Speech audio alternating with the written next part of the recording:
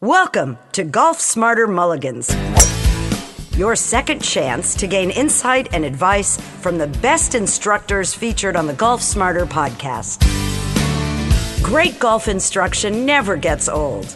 Our interview library features hundreds of hours of game improvement conversations like this that are no longer available in any podcast app. When I designed for companies who supply all the custom club fitters, I used to joke around and call my job of design being like the Baskin & Robbins 31 flavors maker. I have to design all the different kinds of materials, all the different kinds of possible technologies in golf clubs, because somebody out there is going to want something like that in their custom fit set. So if you want forged muscle back carbon steel, they can get it. You want forged cavity back carbon steel, they can get it. You want thin high COR face irons or fairway woods, they can do that.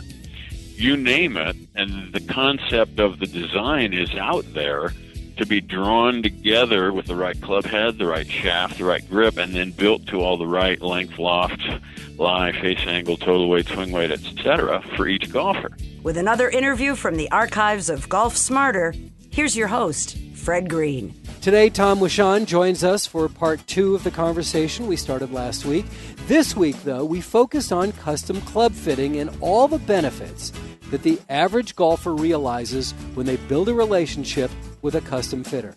So many of the emails that I receive from Golf Smarter listeners say they're not good enough yet to get custom fit, or that it's going to be too expensive compared to normal clubs. Well, luckily, we'll get to spend 45 minutes with Tom on this episode today.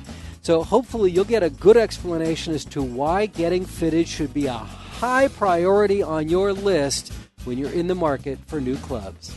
Tom, welcome back to the Golf Smarter podcast. Thanks very much, Fred. Appreciate it. I always like having the chance to talk about golf clubs. Well, good. Let's go ahead and talk about golf clubs. We spent a lot of time talking about rulings and the new wedges and the new grooves, score lines in last week's episode. But I want to go back now to talking about the rest of us, the golfers, the 99.5% of golfers out there who have to concern themselves with how to improve their game, hopefully by being smart enough to get fitted for clubs. I think there's still an issue of people just saying, yeah, I swung this a couple times in my local retailer and felt good, so I bought it. Well, it's always been that way. You know, the standard business model of the golf club companies has always been to go out and research and find their new technology, chiefly focused on the club head for that new technology.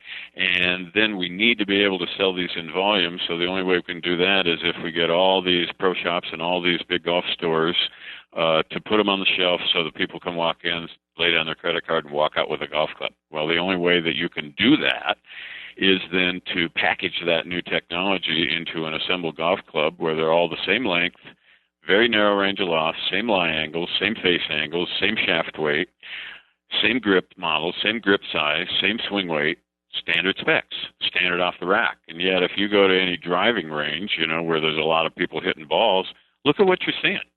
You know, you got golfers there who go from 5 feet nothing to 6'6", you know, people who are really strong to very weak, people who are very athletically inclined to people who are total klutzes. And then you look at the golf swing differences. Huge difference in all the golfers in terms of their swing moves, early release, late release, outside in, inside out, faster, hard transition and tempo, smooth, gradual tempo. You know, tremendous. And to sit there and say all those different golfers are going to be able to play to the best of their ability using clubs that are built to standard specifications to be sold off the rack doesn't add up. I mean, you know, people walk in and they understand right now that they got to buy clothes that absolutely fit them. You know, it isn't one size fits all. I mean, this concept is like walking into a shoe store where all the men's shoes are all size 9.5 and all the women's are size 7. You know, you got all the colors and styles and all that kind of stuff, but they're all one size.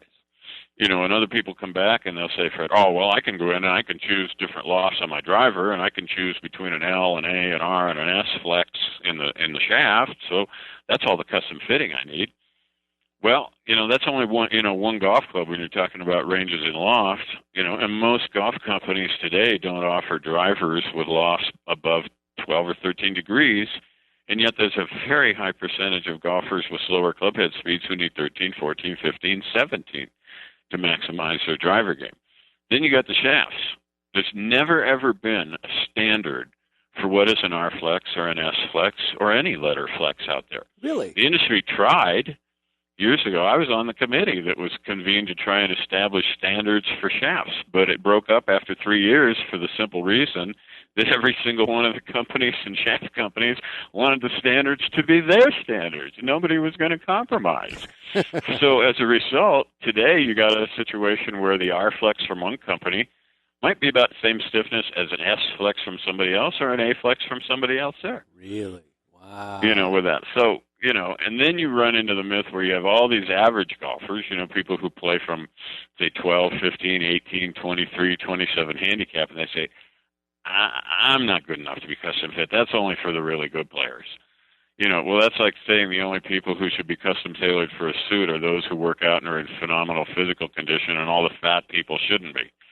It isn't that way. You get the golf clubs. The reason that good players are good players is because they have better athletic ability, and from that they've learned better swing characteristics. And using that same analogy, a fat person, and I hate just saying a fat person, but they really should be tailored for their clothes because it's very slimming.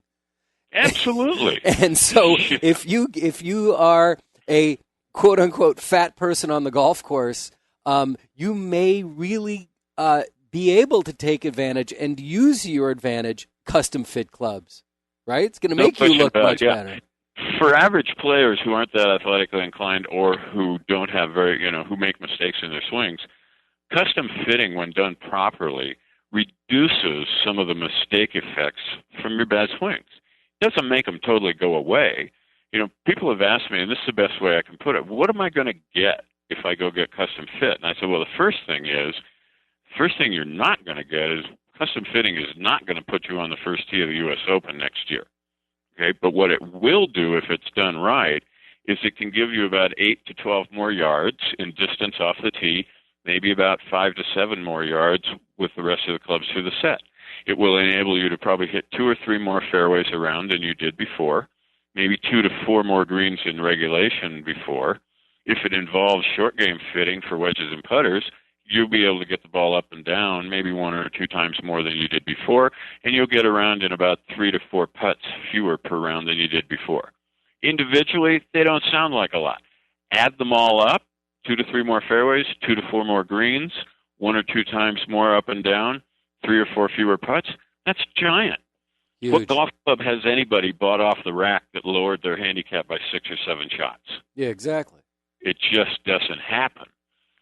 For that. And so this is one of the things, but so many people just disdain the concept of custom fitting because the way that golf clubs have been sold forever and ever and ever is to walk in the pro shop or the big golf retail store and buy it off the rack.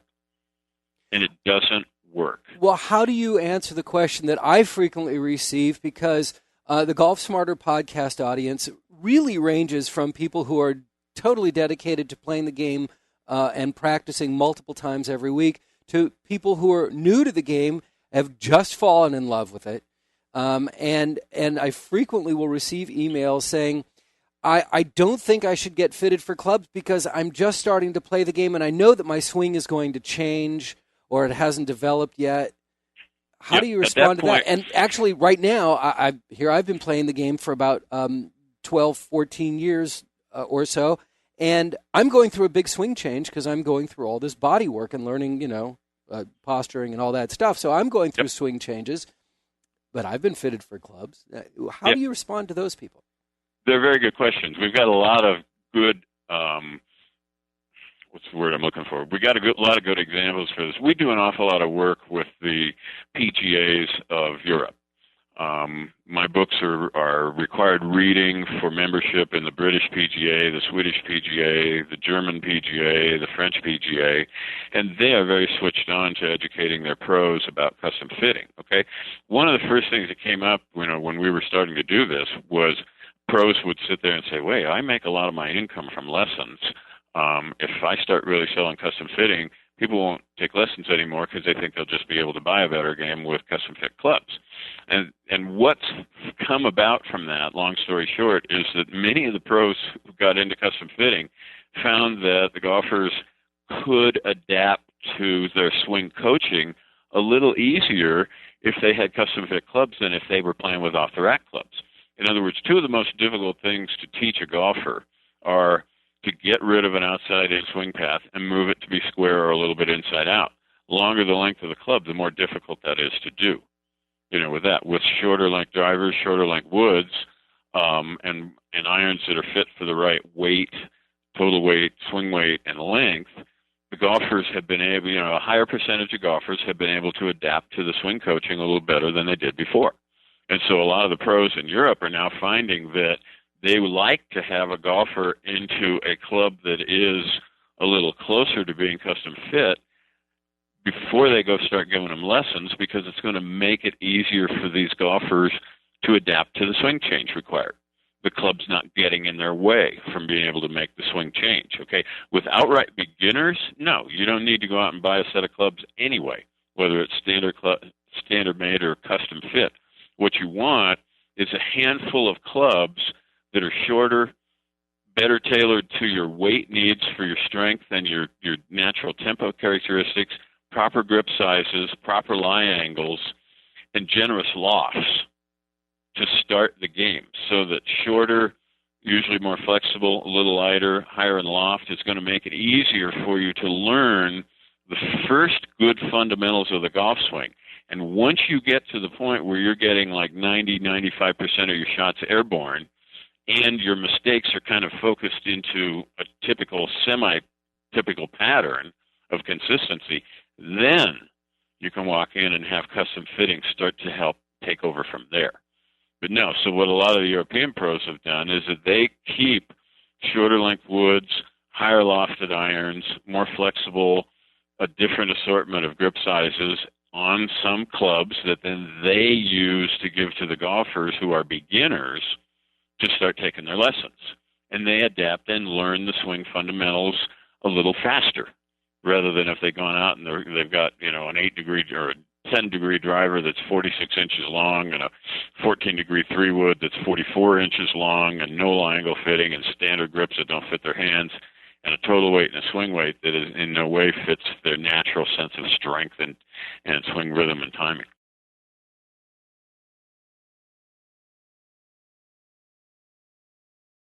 And what does custom fitting do for your confidence? Well, it's funny.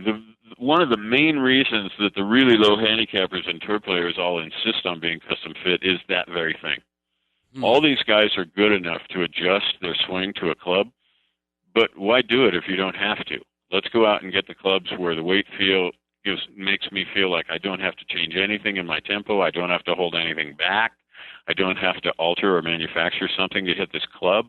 And I have the confidence that I can just set up, put the club, make my move, and the shot's going to do what I want it to do. That's how it works for the good player. For the less skilled player, it starts to erase some level of the shot mistake. A 40-yard slice can be brought down to 25. A tee shot can be increased by 10 yards with the right loft to match your swing speed and your angle of attack into the ball. All these little things with average to higher handicap players erase mistakes a little bit, for that. So it's a little different for them. And once they see that their slice isn't as bad as it was before and that they're now maybe a half a club to a club shorter into the green, now the confidence comes from performance in that particular case with the average player. Yeah, because I know that for a mid-handicap player like myself, I'm not as concerned about shot making because I can't change the direction of the ball. I can't manipulate a draw or a fade, things like that. I'm more concerned about ball striking than shot making. We look at this when we teach club makers how to do custom fittings, part of the whole thing in the interview process with the golfer is you got to sit down and find out, well, you as a golfer, what do you want to achieve by being custom fit? Okay, well, it usually comes down to 3 points. I want to hit it a little further. I wanted to hit it a little more accurate, and I'd like to be a little bit more consistent. So my bad shots are not quite as bad, and I have a little higher percentage of decent, good shots. Great. And that's exactly the three key elements that custom fitting is aimed at. Like I said, most cases when custom fitting is done right for the average middle to higher handicap golfer, we can find them anywhere from 5 to 12 more yards. We can get them 2 or 3 more fairways hit. We can reduce that slice from 30 yards down to 20. All those things are little increments on their own, like I mentioned before, but add them all up, and now you're enjoying the game a whole lot more than you did before. Absolutely. Absolutely. And that's really what it all comes down to is that was fun. Absolutely. Look at it this way. When you walk off the 18th green and you've absolutely hit it crummy, you go home and you don't want to talk to the wife or the kids. You don't want to pet the dog. You just sulk. But when you walk off the 18th green, and you've tied your low score, or maybe you didn't tie your low score, but you hit 3 more fairways, you didn't lose, 5 balls, you lost 2.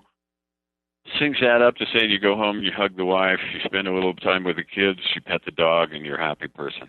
Oh, my God. I just had that happen this past weekend. I was playing with a buddy, and we went double or nothing on the 18th hole because I already had, we were just playing match play, and I already won. He goes, all right, double or nothing. This is worth 3 strokes, right? And I had a just over 200-yard shot to the green over bunkers, and I made this shot that landed 12 feet from the pin, and the entire walk up to the green, he kept talking about, oh, Fred, congrats, oh, what a great shot. It's like, I was feeling great. Score had no bearing at that point. It was all about that one shot, and it was on the 18th hole. It's the swagger. It really is. And you develop the swagger, and who doesn't want to have a few more shots where they get to walk that distance to the next shot with some swagger? And especially if it's rare. Yeah. Just to get it once in a while, you feel like the king. Yeah. Absolutely. Hey, what are your couple different directions that I want to go? Okay, I'm going to go this one. With all the money that we hear about that's being spent on R&D on golf clubs by the major manufacturers, and they claim to spend a lot of money, although there's so many restrictions on what they can do. Absolutely. Because they have to come out with new product every year, but it's really the same product with a different name and a different color, head or a different shaft. That money they spend in R&D, how does that compare to the money they put in their advertising budgets? The ad budget money is usually higher. Like my significantly numbers 5-6 times higher, or is it just a little bit more here there? Well, you got a situation now, where 80% of the premium golf club sales are controlled by 5 companies. Okay, Callaway, TaylorMade, Ping, Titleist, Nike. Okay, those 5 companies, after the recession hit, their sales are down a little bit and all this, but those 5 companies, somewhere around $3.5 billion with a B, in total revenue. Okay. They're going to average in terms of their total marketing, and this is everything, television ads, magazine ads, everything you see anywhere where their name comes out, plus the tour player endorsement contracts, will be anywhere from $15 to $40 million a year. R&D budgets for these will run generally half to 60% of that on average with these companies. And it's interesting that you say that Nike's one of the major players now. They're late to the game, though, aren't they? They were, yeah, no question about it. It's kind of like Fox TV and Fox Sports. Where were they 20 years ago? They didn't exist, and now all of a sudden they're a major factor. Yeah, they really are. There's no question. The ball business helped that, and Tiger helped drive that ball business for them to take a little chunk away from Titleist in there. Obviously, the core of their sales are coming in shoes and soft goods and that sort of thing, but they still sell a significant number of, golf clubs within this, and then therefore they are a major player. And can these companies survive, even the ball manufacturers? Because we do a promotion and we partner up with Dixon Earth golf balls, the first tournament quality eco-friendly golf ball. And it's a good golf ball, but without having somebody on the tour playing it, it's almost impossible to get your name out there. Completely impossible. Absolutely no way. Ugh. Can't be done. Wow. You've got to have the money to play in the arena with the big boys. Right. The only other way that it could possibly be done is if somehow, some kind of incredible viral marketing thing came up and a whole segment of people who, pick up their information from viral marketing, all of a sudden, jumped into this because, hey, this is cool. That's potentially could happen, but typically not in golf because not in golf's golf, a little bit more no. traditional. Yeah. It's a little bit less susceptible to hypes out of viral marketing. Yeah. And because viral marketing generally comes from a younger demographic. Absolutely. You're not going to see that happen in golf. No, don't think so. I think you're right there. Very interesting. Okay, next question. Single-length sets of clubs, single-length irons. Your experience with them and your thoughts? Well, the industry already had an experience with them, and pretty much, the rank and file of people who bought these golf clubs turned around and went, yuck. And that goes back into the 90s, a company that many people will remember called Tommy Armour Golf. Tommy Armour Golf Company was a very solid player in the golf equipment industry in the 90s, right there, and they brought out in the late 90s a set of woods and irons called EQL for equal. All the woods were made to be the same length as a 5-wood. All the irons were made to be the same length as a 6-iron. Okay, the concept was sound to say if they're all the same length and they're all the same total weight and they're all the same swing weight, then they should take the same amount of effort and have the same exact amount of swing feel, so you should be more consistent.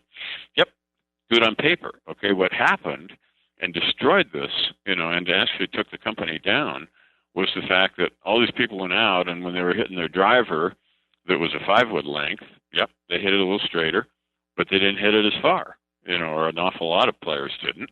And who likes the fact that you hit a driver straighter but 20 yards shorter? Nobody. So it's true. It's like, no, I want that 20 yards. Yeah, it's going to be way off to the right, but, Then in the irons, what you had was the fact that now you had golfers whose 8-9 pitching wedge were much longer than they used to be, and now with these approach clubs, they blow the ball over the green. The distance differences between each of the irons were a little closer together, and the golfers didn't like that. And so basically what happened was this set, when it was debuted at the PGA show that particular year, was huge interest in this thing. And they sold a ton of them, and 6 months later, they were out of business because so many golfers either didn't like the fact they hit the driver too short, or they couldn't control their wedges and short irons, and they took the clubs back. And now you had a situation where Armour could not rebuild those golf clubs into conventional normal length because all the head weights were built for being the same length. And so they ate all these millions and millions of dollars worth of returns, and it put them out of business. So, there was a situation that the concept of saying single length so that we have the same, swing feel consistency from club to club sounds good on paper, but when you put it into practical application, there's a whole bunch of things that could go wrong and not be great. From our standpoint, we understand, in the research we do within custom fitting, for club-to-club swing consistency, we say, okay, let's rely on moment of inertia. Any object that's put in motion to rotate about some axis has a moment of inertia. We all talk about it in golf so far, only talking about the club head, where the higher the moment of inertia of the club head, the less twisting will happen when you hit it on the toe or heel. You get a little bit more distance off the shot. It's more forgiving. Well, the whole golf club itself, from grip to head, it too has an MOI because it is being swung in a circular motion around your body. There is an axis in there. And you can define a couple different axes. One of them is your wristcock release. As you come down holding your wristcock angle and then you unhinge the wrist and release the club through there, that's a rotation point. And so years ago, we started doing research and created a system and the hardware and software to go with it, where you could take all your golf clubs and build them to have the same moment of inertia. So what that would mean from a pure physics standpoint is that each golf club would require you as a golfer to use exactly the same amount of physical effort to swing and release that club through the ball. Same swing feel. And so we've had, several hundred club makers who've jumped into this, and several hundred of them have been doing MOI matching as part of their custom fitting services since 2004. And most definitely they see, what happens is that the golfers come back and say, yeah, these all kind of feel the same, and yeah, I think I'm getting a little bit higher percentage of on-center hits. My swing tempo seems to be a little bit more consistent. So things like what people want to try and achieve with single-length clubs, they can still be done to make all the clubs have the swing feel, but yet the clubs can still be of different incremental lengths so that we still get the right distance with each club and we don't have to make artificial adjustments to underhit our short irons and wedges to get the right distance, or somehow come up with a way to get more distance off of a driver that's shorter in length, too short in length for them. So it's there. Now, the other side of the coin, and I've debated this with guys, don't go single length, because the biggest problem you got there is you're never going to find club heads that are going to allow you to have all the swing weights come out the same when all the clubs are built to the same length. Nobody's out there building all iron heads to have the same exact head weight. They're not dumb enough to do that because there's not enough demand, to sell enough golf clubs to make that tooling worthwhile. Why don't you do this? Why don't you go do your irons, let's say, in 3 different lengths, and have them separated from each other by, let's say, inch and a quarter, inch and a half. So let's say if you did have a full set of irons, you go 3, 4, 5 iron at one length, 6, 7, 8 at a next length, 9 wedge, pitching wedge, sand wedge at a third length. That you can probably adapt into a little bit better. And you can do that. But the main concept is, if what you're looking at really is to say, I want all my clubs to feel like they take the same effort to swing so that my tempo can be more consistent, then that is out there through the custom club makers who offer MOI matching, moment of inertia matching of all the clubs to each other within a set. What's the possibility of that taking off, of having 3 different lengths for 9 clubs there? Nah, probably not. Yeah. I mean, we had one OEM company, contact us when we started, and they became aware of the fact that we had a viable system for MOI matching. All the engineers who work on golf clubs in the golf industry are very well aware of the potential of using MOI instead of swing weight so that all the clubs really do have the same swing feel. The problem is it costs more money to do MOI matching on the clubs, and the bigger problem yet is that if you have the standard business model of the golf club companies, which is to package your technology into golf clubs that are the same length, same loft, same lies, same face angle, same everything, so they can be sold standard off the rack, well, then you're going to have one standard MOI, and that defeats the whole purpose of MOI matching, because it's a very individual thing. When we teach the club makers, how do you find what is the right MOI for each golfer, so then you could make them all the clubs have the same MOI? You have to go through a whole process of evaluating the golfer's physical strength, the force of their downswing transmission, the force of their downswing acceleration, and all this stuff, to be able to come up with the first test club that has the right MOI. Once you find that, and sometimes it's a little trial and error, but once you find that, and the golfer says, yeah, I like to feel this, yeah, I feel like I'm a little bit more consistent with this one test club, now you go measure the moment of inertia of that whole golf club, and then you build the rest of the golf clubs to have the same MOI as that, even though they're of different lengths, and that can be done. And at that point, MOI matching becomes a very individualized part of custom fitting, just like having the right length and having the right lofts and the right lie angles, for each different golfer's size, strength, athletic ability, and swing characteristics.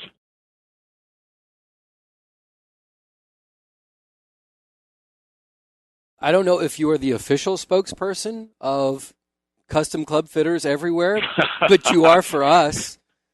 Yeah, I feel like I'm kind of, excuse this, on a podcast, maybe I can say this, I feel like I'm the fart in the windstorm on this. The windstorm is all the standard-made clubs of giant marketing programs, that throw all these golf clubs into all the big retail stores so that golfers can be brought in by all the marketing about the hype of the technology, but they forget completely that they might need a different length, different lofts, different lies, different shaft, different grip size, and all that. And they ignore that because they're sucked in by, this part of the technology of the club. Well, the greatest technologies in the world are not going to be able to show how good they are unless they're packaged into the clubs that are custom fit to all the right specifications for each different golfer's size, strength, athletic ability, and swing. for that. That's the whole thing. I mean, I'm one, people will sit here and they'll say, Tom, you're certainly critical of the big OEM companies. And I said, no, let me put it this way. I'm critical of the way they do business. I'm a designer. I know engineering of golf clubs. I'll be the first one to sit here and tell you that the engineering of the club heads that go into these OEM clubs is superb. I consult for a couple foundries. I know that they do a phenomenal job designing and engineering their club heads. But they ruin all that when they go out and they package that technology into golf clubs that are all the same length, same loft, same face angle, same shaft weight, no standards for the shaft flexes, standard off the rack, because golfers are different. And people negate the concept of, I can't improve from custom fitting, I'm not good enough. And like I've told you, 5 or 10 more yards, 2 or 3 more fairways, 2 or 3 more greens, 1 or 2 more times up and down, 3 or 4 fewer putts around. You tell me you don't want that for your game? I wouldn't tell you that. No. How is the health of the custom club fitting business these days? Probably not real good, because, nobody who's involved in the real professional nth degree custom fitting industry has any marketing money. There's no demand for it. The only real demand that's generated for custom fitting comes in the form of word of mouth. In other words, when a custom club maker has done, tons of fittings in his area, the word can get out if he's good. Hey, you ought to go see Joe over here, at Joe's Custom Clubs. He built me a set, and it was phenomenal, with this. And that's where most of them get their business, okay? Well, golf club business in total is down pretty significantly because of the recession. You don't need to buy golf clubs as a must-have when you're a little worried about whether or not you're going to keep your job, or, your mortgage payment on your ARM went up, or the value of your home is now lower than, what your mortgage is. Those things take a lot more priority than a new set of golf clubs. And so overall, all of golf club sales have gone down as a result of the recession. And within that, because there hasn't been any real marketing and demand on the mainstream level, the custom club makers have been hit. Now, on the other hand, most of them are weathering the storm because most of them are one-man shops. So their overhead and their operating expenses and all this aren't horrible. They don't have a giant nut to crack every month. And so if they get hit with lower revenues, they can survive for a while out there. But the sheer fact remains that most golfers know nothing about custom fitting. They don't know anything about what it could possibly do for their game and their enjoyment if they get hooked up with a really good fitter. And they are so polarized by the brand name brainwash marketing that if it doesn't have the right name on the bottom of the golf club, it can't be any good. And the best club fitters in the world who are successful at it, they're successful because what they sell is not really a golf club. They sell the fit. It's kind of like the approach with the tailor. We've all gotten used to thinking that a custom tailor is always going to be the best place to get the best suit in the world, because custom tailors have been around for a long time, and custom tailors have made suits for all the rich people. Well, the club makers are exactly like a custom tailor in the sense of being able to measure everything and analyze everything about the golfer, and then build the golf clubs from scratch to perfectly fit the golfer, just like the tailor does with a suit. The difference is, because there is no real demand for professional custom fitting, most of the custom club makers, they don't charge any more than what you pay for any kind of brand name club you buy in standard form when you walk into a pro shop or a retail store off the rack, because they can't get that kind of money for their work when there's no demand. Many of them even charge a little less, for it. So there is it's probably, I hate the cliche term best kept secret in anything, okay? But if you want to use that here, best kept secret in golf clubs is to find a super good custom club maker with whom you can work to get your clubs built from scratch to match you and your own size, strength, athletic ability, and swing characteristics. Of those people who've taken that leap of faith, it's a huge percentage of them who've all of a sudden found themselves hitting 5 or 10 yards further, 1 or 2 more fairways and greens, getting it up and down a little bit more and getting around in fewer putts, and the handicap goes from 16 to 9. Or it goes from 28 to 19, or it may go from 12 to 9, things like that.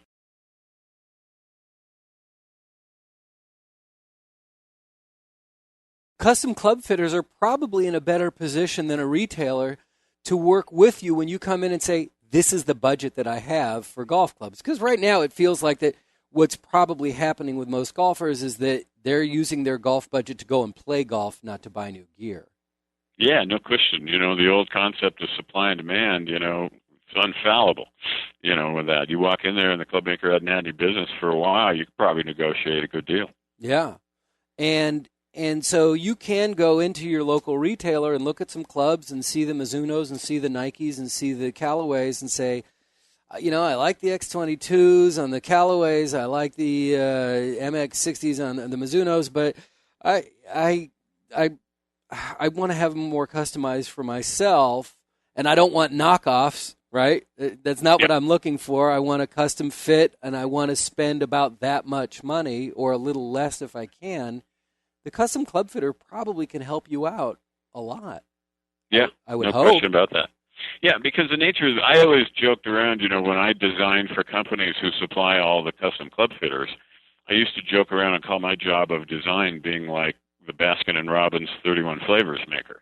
I have to design all the different kinds of materials, all the different kinds of possible technologies in golf clubs, because somebody out there is going to want one, something like that in their custom fit set. So the custom club makers, if you want forged muscle back carbon steel, they can get it. You want forged cavity back carbon steel, they can get it. You want thin high COR face irons or fairway woods, they can do that. You want, you name it, and the concept of the design is out there to be drawn together with the right club head, the right shaft, the right grip, and then built to all the right length, loft, lie, face angle, total weight, swing weight, etc. for each golfer. With that. And it does work. The difference is, I'll be the first one to say, not everybody who calls himself or herself a custom club maker is as good as somebody else. So you need some way to be able to go around and say, who's good at this? Who can I trust with this? And that's one, if you don't mind me throwing this out there, we have a website, twgolftech.com, and on there I keep a club maker locator lister of club makers either I've personally trained or I've known or worked with, and I know them to be skilled, and so we'll keep that list of names up there, and it's now worldwide, for that. So if you go to twgolftech.com, look on the homepage for the bright yellow thing that says Club Maker Locator, click on that. You may go in and find someone in your area, and these people are going to be better, So at least I'm trying to give people a repository to be able to do a little small work and due diligence to find out who can really give them the right club fitting advice, because everybody in this industry that sells golf clubs is a self-professed expert. I say with tongue in cheek. No, but they really are. They really are. But it's so funny because no shameless plug is... You don't have to apologize for it, because my next question was actually, so how do we find the best club maker? And not only how do we find them at twgolftech.com, but how do we know that there's standards for these guys and that they meet these standards, that they are quality? Yeah, really, it's just common sense, Fred. You move into a new town or you find yourself in need of a different service. How do you find a good accountant, a good doctor, good mechanic? Referrals. You ask around. Sure. Referrals, or you can go to the companies, and you can say, hey, can you give me the names, phone number of some people you've done work for so I can give them a call and find out how good you are? If the tradesperson is any good, of course they're going to give you those names, because they rely on, if they've done good work for somebody, they know they're going to get a good recommendation, with that. So it is common sense, My Club Maker Locator, where I've been in this custom club fitting side of the business since '72, and in the national side of it since 1980. These guys and gals that I keep, my listings for as good club makers, they're ones I personally know of or have worked with or taught. So it's not like somebody can just call me up and say, "Hey, Tom, I build golf clubs. Can I be on your recommendation side?" No, I got to find out that you're good at what you do first, before we do that. All right, so since we're into shameless plugs, let's talk about your books. Well, if anybody wants to know more about this, for years and years I've written a lot of books that have just been within the industry. books to educate the club makers, about how to build clubs, how to fit clubs, all the technologies as I discover them in our, R&D and all that sort of thing. I had always wanted to write a book for regular golfers. Never got the chance until I started my own company, found a publisher. 2006, the first one came out. It was called The Search for the Perfect Golf Club. That was followed up by The Search for the Perfect Driver, and then we've been able to do one that was a little short compendium of lots of different myths about golf clubs that we tell the truth about in a book called The Right Sticks. Some or all of these are going to be available through the major bookstores, especially if you go online, hunt them through Amazon. Oh, you don't have to do that kind of search, because right on our Golfers Mart at golfsmarter.com, we have a book section, and we've made sure that all three of those books are listed in there. So okay. You can just go. They are not gobbledygook of all sorts of scientific principles and formulas and crap like that. I understand myself. I didn't come out of college with a degree in college in engineering. I had to do that after I got out of college. So I understand how to write this stuff so that it's understandable and in layman's terms, and even throw in a joke once in a while so it's a little bit more enjoyable to read. With that. As one book reviewer said after he read it, he said, I thought this was going to be like, sitting around and being forced to watch paint dry when I'd read this book. But he said, I really, it was entertaining. So search for the perfect golf club, search for the perfect driver, the right sticks. Click on your link on your site, like that, and you'll find them, with that. So if you're really into this stuff, from the standpoint of saying, could I possibly play a little bit better if I were custom fit? These books are a nice place to start, because it's going to tell you exactly, why custom fitting will work for you. It's a worthwhile investment, because if you are thinking of getting new clubs, you really should start here. Educate yourself on what's out there, how it works. Then find some custom club fitters. Don't make the purchase impulsively, please. Yeah, please. It really is. Don't buy because it's got the right color or the right brand to impress your golf friends. If you're really hooked on the brand name, buy a bag. Yeah. That's got a brand. You can always buy a bag that says Callaway on the side of it. Yeah, that is true. That's true. And I kind of rather thought that it was covers. more cool to be different from the standpoint of saying, instead of somebody going, oh, I never heard of your golf clubs, how can they be any good? And you say, well, they're very custom fit, and they're not mass marketed. They're very individual, from that standpoint. Oh, I got one. Before we go, I got one last question, because I've heard a range of opinions in this debate. We put head covers on our putters. We put head covers on our drivers, right? And on our hybrids and on our fairway woods. What about... But if you put them on the irons, you're a wuss. And you're not a real golfer. Right. What did Lee Trevino say? It said, I always know that I can win money from a guy who's got head covers on his irons. Yeah. Yeah. What's the deal with that? Yeah, it is interesting. There have been a handful of things like this, in golf and other fields, as well, where just a line is drawn, right there. And you're right. Most of us, who take this game dead serious, for it, we wouldn't be caught dead with covers on our irons. Not to mention they're easy to lose, and they're a pain in the ass to get on and off sometimes, and they just take more time. And here's the other reason. One of the things that I grew up, loving in the game, because I love to walk and play, I love that little click, click, click, click, click, click, of the irons clacking against each other, I hate that. And I find that so annoying. But I guess in the old days, last century, that you would put head covers on your driver when they're wood. Yeah. That would make sense, but a titanium face, is it really going to do any damage if they're whacking against each other? No, the only thing that does damage is the paint finishes on the heads get scratched and marred and chipped. I'll buy that. When they go banging against each other. And so that's still the main reason. Now, how many guys I see this a lot with serious golfers where, they pull a head cover off the driver and leave that off all day long, but all the other head covers stay on. Mm-hmm. Because they don't want to have to be messing around with tugging this head cover over this gigantic grapefruit of a head here. It takes a little more effort there. I'm going to leave that off, so my big stick's out there naked and ready to be used. It's so funny, because I've actually heard somebody say that I know guys, single guys, I know guys who would never, ever not put the cover back on their putter, right? Oh, yeah. Except they won't use a condom. Come on, guys, figure it out. Yeah, figure it out. All right, Tom Wishon, TW, it's Wishon Golf is the primary site, wishongolf.com. twgolftech.com is a really great resource to find your own custom club fitter in a location near you. Interview these people. Talk to them. See if you can communicate with them, because you're going to be very intimate with this person as far as what your game is about and what you want to accomplish. They really become a best friend. And you know what? It's not like a lot of retail places where you make a purchase and that's bye. No. Most of the club fitters, if you want the little adjustment, you play with your clubs, a little bit. You say, yeah, what about this? Can this be tweaked? They'll do it.